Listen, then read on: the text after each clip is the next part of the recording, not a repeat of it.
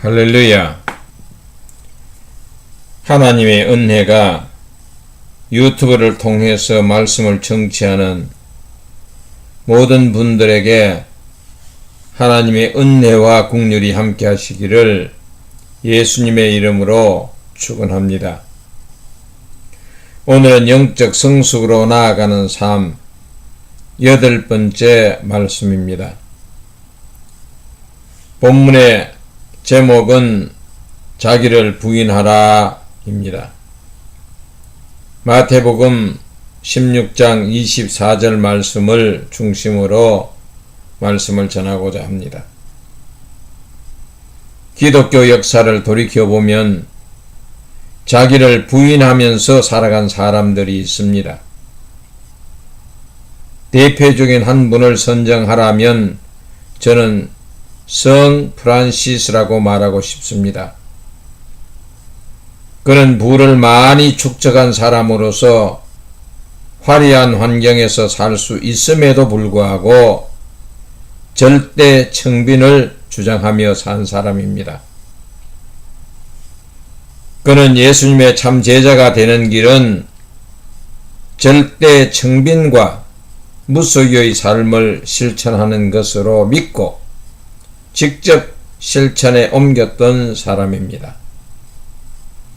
그리하여 청빈을 성빈으로 성화시킨 분으로 추앙을 받습니다.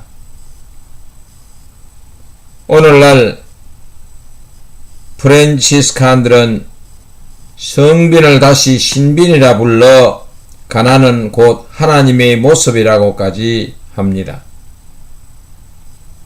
오늘은 영적 성숙을 위해 무엇을 부인해야 할 것인가를 함께 생각해 보면서 은혜를 나누고자 합니다. 본문 마태복음 16장 24절 말씀을 다 같이 읽습니다. 이에 예수께서 제자들에게 이르시되 아무든지 나를 따라오려거든 자기를 부인하고 자기 십자가를 지고 나를 쫓을 것이니라. 아멘. 예수님께서는 제자들에게 나를 따라오려거든 자기를 부인하고 자기 십자가를 지고 나를 쫓을 것이니라고 하셨습니다. 자기를 부인한다는 것은 자발적으로 버리고 단념한다는 뜻입니다. 즉, 자기가 소유한 모든 것을 스스로 내 것이라 인정하지 않고 예수님을 위해서 포기한다는 뜻입니다. 우리가 사는 이 세상에는 높은 지위에 앉은 사람, 사회적으로 높은 명예가 주어진 사람, 재물이 많아 남들이 부러워할 정도로 호화롭게 사는 사람이 있는가 하면 가난하여 힘겹게 살아가는 사람도 있고 평범한 생활을 하지만 이름도 없이 빚도 없이 살아가는 사람도 있습니다. 처음부터 빈곤하여 버릴 것이 없고 단념할 것이 없는 사람이면 예수님의 제자 되기가 참 쉽습니다. 그러한 사람은 예수님께 받은 사명만 감당하며 따라가면 됩니다. 그러나 높은 권좌에 있는 사람이 하루아침에 예수님의 제자가 되기 위해 말단의 자리로 내려올 수 있을까요? 많은 사람들로부터 존경을 받던 사람이 하루아침에 존경받는 것을 다 포기할 수 있을까요? 재물을 사용하는 데 있어서 마음 내키는 대로 돈 잘 쓰던 사람이 가진 돈을 다 포기할 수 있을까요? 저의 생각으로는 불가할 것이라 여겨집니다. 아마 대다수의 사람들은 제 생각에 동의를 할 것입니다. 그런데 예수님께서는 내 제자가 되려거든 다 포기하고 따르라는 것입니다. 재물이 많은 어떤 청년이 예수님을 찾아와서 무엇을 하여야 영생을 얻느냐고 질문을 하였습니다. 예수님은 너희가 생명에 들어가려면 계명들을 지키라고 하셨습니다. 부자 청년은 계명을 다 지켰다고 말하였습니다. 다시 예수님은 너희가 온전하고자 할진대 너희 소유를 팔아 가난한 자들에게 나누어 주라. 그리하면 하늘의 보화가 너희에게 있으리라 하시니 청년이 재물이 많으므로 이 말씀을 듣고 근심하여 갔다라고 성경은 기록하고 있습니다. 마태복음 19장 16절에서 22절에 있는 내용입니다. 부자 청년이 자기를 부인하지 못한 것은 재물입니다. 그는 재물 때문에 영생도 얻지 못한 어리석은 부자가 되었습니다. 재물과 권력, 명예 등 이런 것들은 모든 것이 하나님의 것입니다. 그분이 주셨기에 내가 누리고 살 뿐입니다. 다윗이 고백한 것처럼 부와 기가 주께로 말미암고 또 주는 만유의 주제가 되사 손에 권세와 능력이 있사오니 모든 자를 크게 하심과 강하게 하심이 주의 손에 있나이다 라고 하였습니다. 역대상 29장 12절의 말씀입니다. 다윗은 모든 것이 하나님의 주권 아래에 있다는 고백을 하고 있는 것입니다. 권력도 명예도 부도 강하게 하심도 약하게 하심도 하나님의 손에 달려 있습니다. 아멘입니까? 그렇다면 자신에게 주어진 모든 것이 하나님의 뜻 아래서 계획되고 사용되어져야 하는 것입니다. 하나님의 것을 아무렇게나 사용하면 하나님의 것을 이미 사용한 죄로 사람들로부터 부끄러움을 당하게 됩니다. 예수님은 자신의 제자가 되기 위해서는 먼저 자기를 부인하라고 합니다. 자기 부인은 나에게 주어진 모든 것을 하나님의 주권 아래에 두는 것입니다. 그것이 물질이면 물질의 주인이 하나님이십니다. 물질을 사용함에 있어서도 매번 하나님으로부터 결제를 받도록 합시다.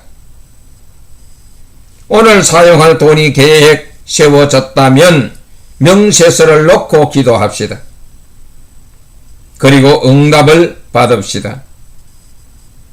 당신의 기도에 평안함이 있을 때 하나님의 응답으로 보아도 무리가 없습니다. 마음의 불안은 사탄이 갖다 주는 것이지만 마음의 평안은 하나님으로부터 주어집니다. 세상이 주는 평안과 주님이 주시는 평안은 확연히 다릅니다. 이런 기도를 반복하게 되면 당신 안에 하나님의 인재를 체험할 수 있습니다. 설령 구제나 선교 헌금을 보낼지라도 기도하여 응답을 받고 보내라는 것입니다. 구제하는 일과 선교하는 일이 하나님이 기뻐하시는 일임에는 틀림이 없으나 하나님께 기도하여 응답을 받고 보내는 것과 기도하지 않고 보내는 것은 다르기 때문입니다. 전자는 하나님으로부터 응답을 받은 후 보낸 것이기에 하나님께서 전적으로 책임을 지시지만 후자는 내가 임의로 한 것이기에 내가 책임을 져야 하는 것입니다. 그리고 전자는 하나님께서 영광을 받으시지만 후자는 내가 영광을 받으려고 합니다. 만약 돈을 하나님의 결제 없이 사용되어진다면 하나님의 것을 임의로 사용했기 때문에 그에 해당하는 문책함이 따를 것입니다. 또 자신에게 권력이 주어졌다면 그 힘을 주신 자는 하나님이십니다.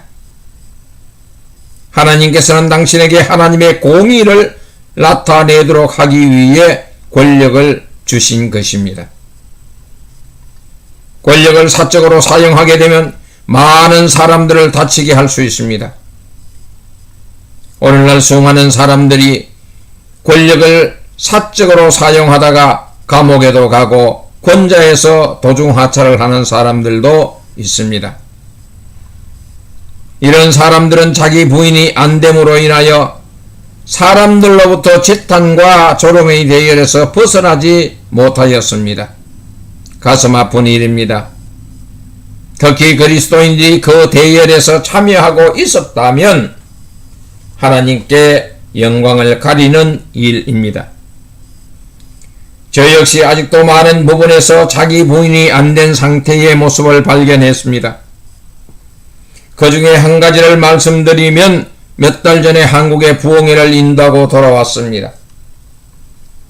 여러 교회를 집회한 교회 중에 중학교 동기 목사님이 섬기는 교회에서 말씀을 전했습니다.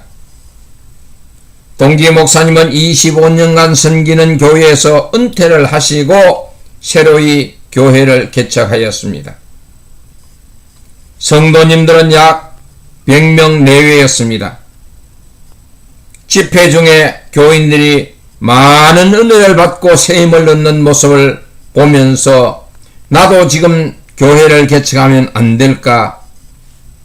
하나님께서 흡족해 하시는 교회, 이 시대를 밝혀줄 등불 같은 교회, 하나님의 인격과 성품이 가득 찬 영성으로 충만한 교회, 이런 교회를 세우고 싶은 마음이 생기는 것입니다.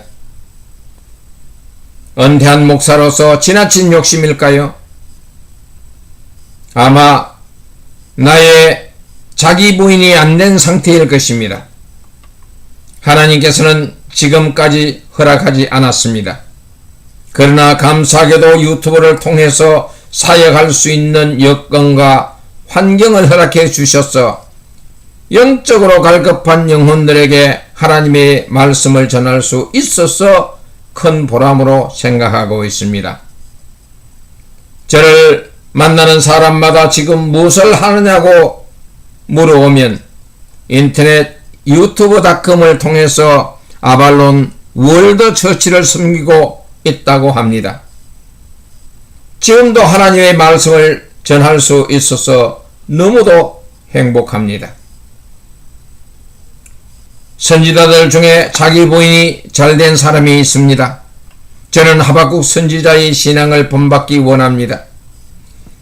비록 무화과나무가 무성치 못하며 포도나무에 열매가 없으며 감람나무에 소출이 없으며 밭에 식물이 없으며 우리의 양이 없으며 외양간에 소가 없을지라도 나는 여호와로 인하여 즐거워하며 나의 구원의 하나님을 인하여 기뻐하리로다 라고 하였습니다. 하박국 3장 17절 18절 말씀입니다. 오직 구원의 하나님으로 인하여 기뻐하고 즐거워할 수 있다면 무엇을 부인하지 못하겠습니까? 소유한 것과 생명까지도 부인할 수 있다면 영적으로 성숙한 자임에 틀림이 없습니다. 이 말씀을 듣는 청취자 여러분, 우리는 예수님의 제자로 부름을 받았습니다. 그렇다면 모든 주권을 하나님께 맡깁시다. 맡기는 일이 자기 부인입니다. 맡긴 이후에는 모든 일에 청구서를 써서 결제를 받은 후 사용합시다. 그리고 각자에게 주신 재능을 주신 자를 위해 사용합시다. 이것이 자기 십자가를 지고 따라가는 삶입니다. 아멘입니까? 말씀을 마치겠습니다.